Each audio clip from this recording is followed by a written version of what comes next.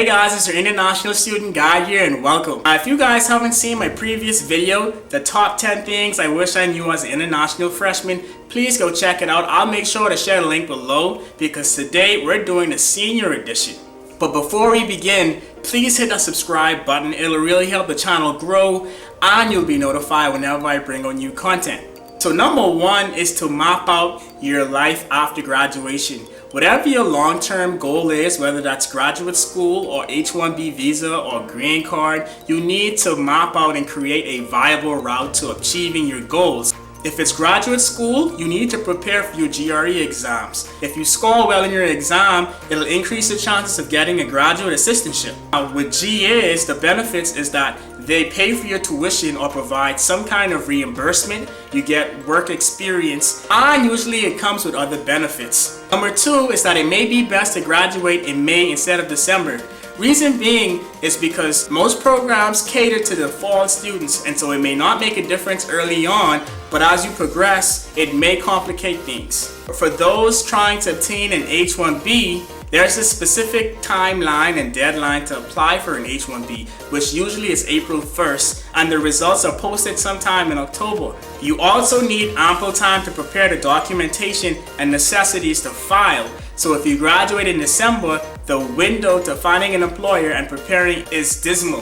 Whereas if you're graduating in May, it gives you ample time to find an employer, gain experience, possibly move elsewhere, improve your value, and then they have enough time to file for your H-1B visa. So consider trying to graduate in May instead of December. Number three is applying early for your OPT may not be the best solution. If you've already obtained a job offer, then it makes sense to apply as early as possible because you cannot work until you have a physical copy of your OPT. But if you know in advance that it's going to be chaotic the first few months and you won't realistically be prepared to start working until say August or September, then it may make sense to wait closer to your graduation date. So you want to carefully calculate when you want your OPT to arrive because it could affect you either missing out on a job because you're still waiting on your OPT or you're accumulating unnecessary unemployment days. Number four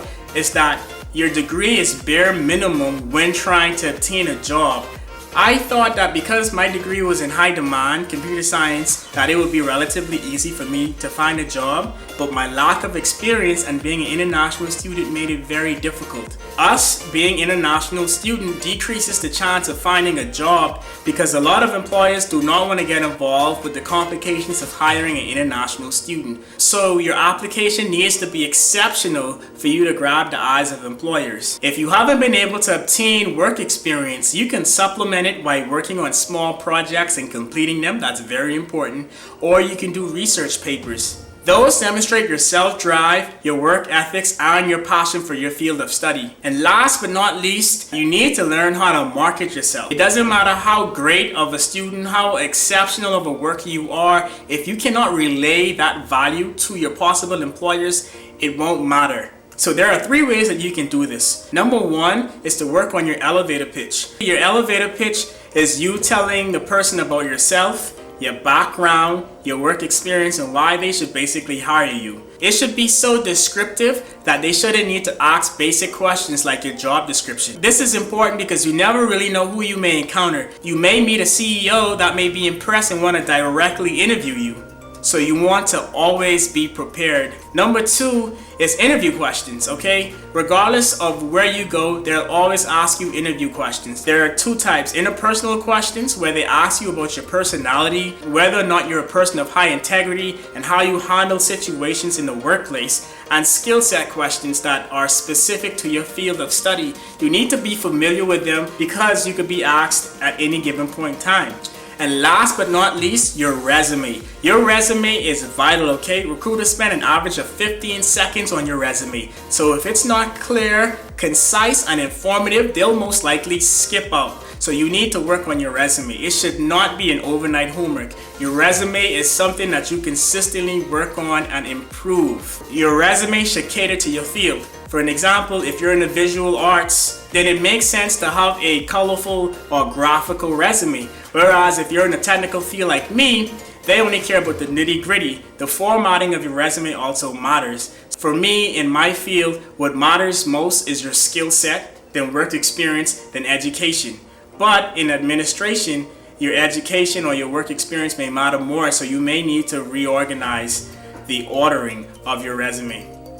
So I hope you guys really like those tips because I think they're very important. Please stay on the lookout for future videos where I go and discuss these in further detail. If you enjoyed the video, please hit that like and subscribe button and help the channel grow. Thanks, guys. You're going to grad school. So for grad school, most